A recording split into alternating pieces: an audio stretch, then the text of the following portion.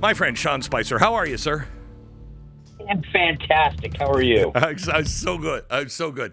I don't want you to tell the end of the story yet. I want you to start. No. Yeah, I want you to start at the beginning. What happened when you left the White House and Biden took over as president?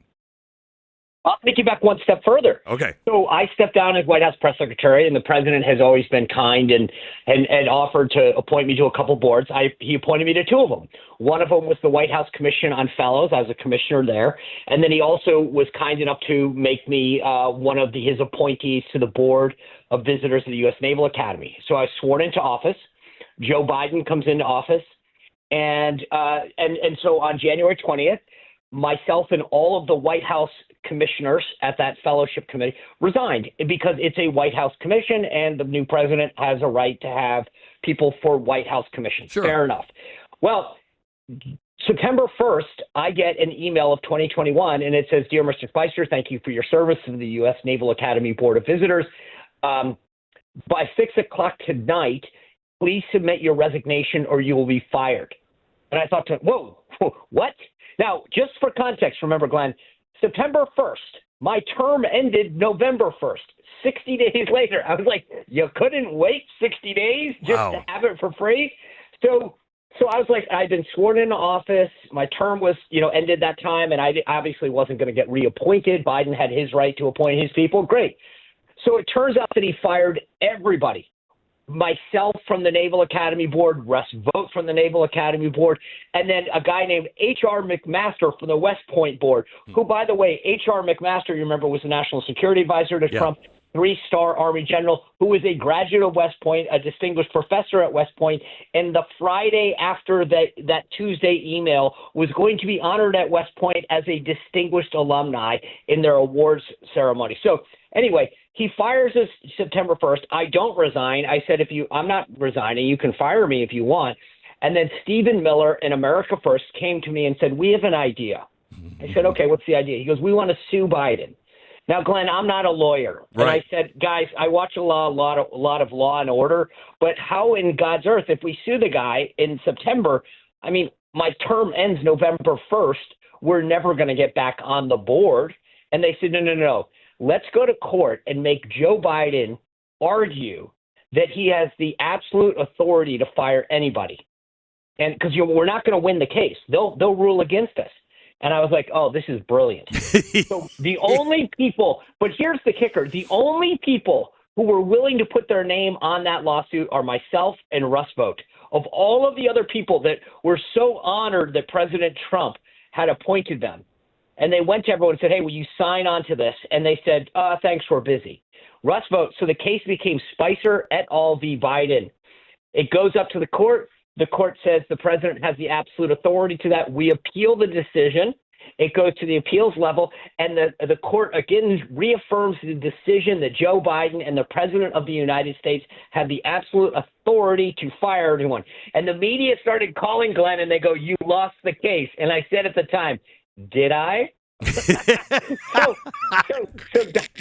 so Donald Trump gets elected, and this is where it gets really fun. You'll love this because you know the rest of the story. Here it comes. Yes, thank you, Paul Harvey. So the New York, I write this story in this op-ed for the New York Post saying, hey, guess what? Spicer v. Biden has given President Trump the authority to fire anyone he wants. I hope that President Trump executes it. And the White House is tweeting it, sending me messages back. Guess who we just fired? Guess who we just fired? And I'm living in this glory. Well, I write this piece for the New York Post explaining, hey, here's what we did. Here's the legal basis. All of these people who are about to get fired by Trump should thank President Biden for this. Now, here's where it gets fun. The New York Post in the editing process says to me, okay, well, was it just the service academies? And I said, no, they had the right to fire anyone. And they said, well, give us some examples. And so I've got the list of boards and commissions that the president can appoint to. There's like a couple hundred too. And I start reading one of the editors. I said, well, they could fire, there's the Battlefield Commission, there's the Truman Scholarship, there's the Kennedy Center. She goes, oh, put that in the op-ed. Put that. People will identify with that. And then we added a couple other examples to the op-ed. So the op-ed gets published in the New York Post, and it gets a lot of coverage, whatever. And President Trump continues to fire people. And when they fire the board of the Kennedy Center, The Washington Post calls, the spokesman for the Kennedy Center, and he says, "Are you going to be opposing President Trump firing you?" And on the record, the spokesman for the Kennedy Center says, "We can't. Spicer v. Biden sets the precedent for this, gives the president the authority to do this." Now here's the kicker. The Washington Post calls me and says, "What do you think about what the Kennedy Center is saying?" Now, I have a hard enough time keeping up with President Trump. I don't focus on what the Kennedy Center is saying. I'm sorry, that's really not my thing.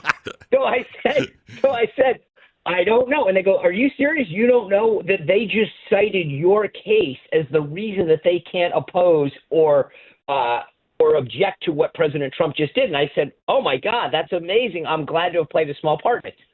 A day later, the reporter calls me back and says, "I went and read all of the court documents, and you're right."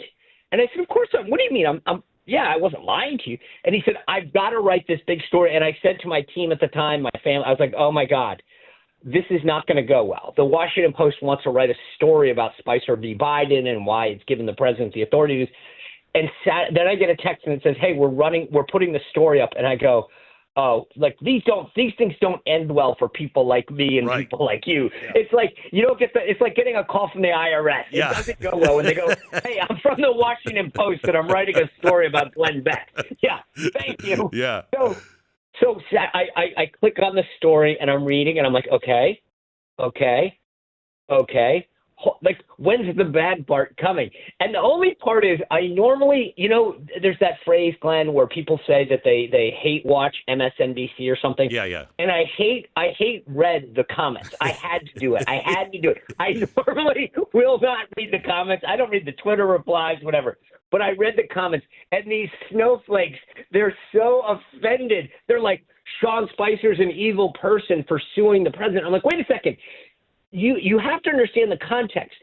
Never in the history of the United States had any president ever removed somebody from a service academy board prior to their term being done for anything less than malfeasance. And even that, we can't find an example. Never. Joe Biden was so petty. And the point is, they're mad at me. The comments, there's like thousands of comments when you click on the Washington Post story, and I posted it on all my social media stories if someone wants to go read it. And I was like, wait a second, you're mad at me. They're like, "I can't believe you did this." And I'm like, wait, I did nothing. I literally had 60 days to go. I'm sure I would have gotten some little, medallion from the Naval Academy that said, "Thanks for your service, be on your way." And yet, here they are. Like all these snowflakes putting comments in the Washington Post that like I'm the bad guy. Because why? Because I stood up and said, "Hey, you want to argue that you have to do this, then give a future Republican president." Now, at the time, myself and Russ Vought had no idea that President Trump hadn't even declared for re-election yet. But we thought to ourselves, hey, you know what? We'll stand up. Now, like I said, I watch a lot of Law and Order, but that's my legal prowess here. Right. So the idea that this case now, which we thought at the time, hey, let's try it, has now become the basis for which President Trump can run around and say, "You're fired," legit, is amazing. And the Post wrote in the story that I was giddy.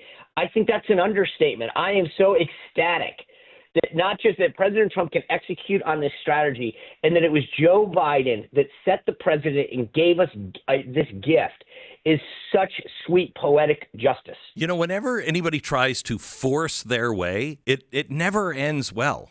Never ends well. But think about this. They tried to deplatform Trump. They censored him. They took him off the ballot. They sued him civilly and criminally. And it's backfire. Learn your lesson, folks. Like, to me, I get such a kick out of this because these dum-dums keep thinking if we just go after him one more time, it'll work. And it doesn't. So what is the strategy now? Do you think they have? I mean, because none of this is working. No, I hope that it's continue. I mean, I just love the fact that they keep trying. They double down on stupid. And they're like, what if we just try it one more time?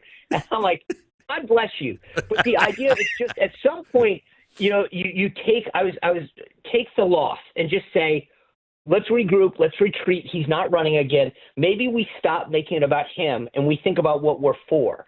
I don't tend to give a ton of advice to the Democratic Party, but at some point recognize that for 10 years, you've tried to say that Donald Trump's the problem and we're going to come up against him, and it hasn't worked. So maybe, just maybe, you try to rethink this whole strategy. So look, I don't really care. If that's their problem, not mine. I performed at the Kennedy Center 10, 12, 15 years ago. And it was like it almost took an act of Congress to make that happen. I mean, you can rent out the Kennedy Center and do whatever you want on there.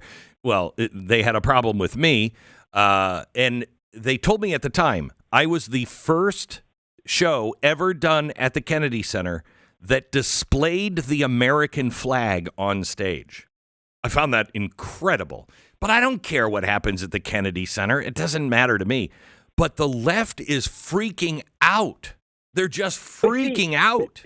See, here's the thing. There's a bigger arc that I think is taking place. In the first term, we were somewhat apologetic. We were like, remember, just think about this. And remember, the Kennedy Center is just one thing. So President Trump can keep firing everybody.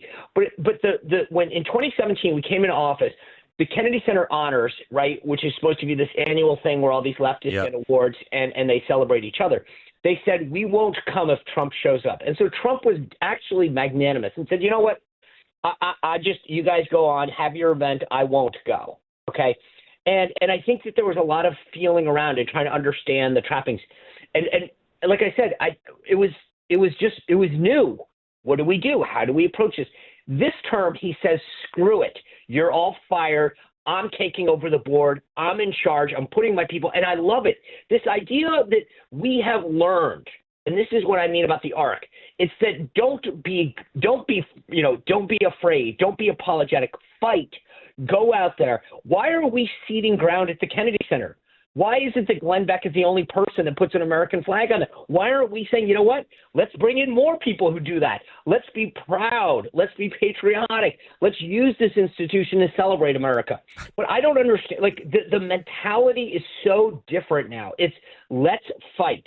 Yeah. Let's do this. I love it. I think it's absolutely fantastic. I thank you for what you did. And, the only thing that would make it better is if you or I were on the board of the Kennedy Center and we could announce that Lee Greenwood's residency was now taking place at the Kennedy Center. Well, listen, I think just so you know, now that you've that's definitely not going to be the last time that we hear that. You can take credit for it, but I have a feeling Lee may be leading the residency of several other country artists that come into It would be play fantastic. Thank you so much. I appreciate it. Sean Spicer.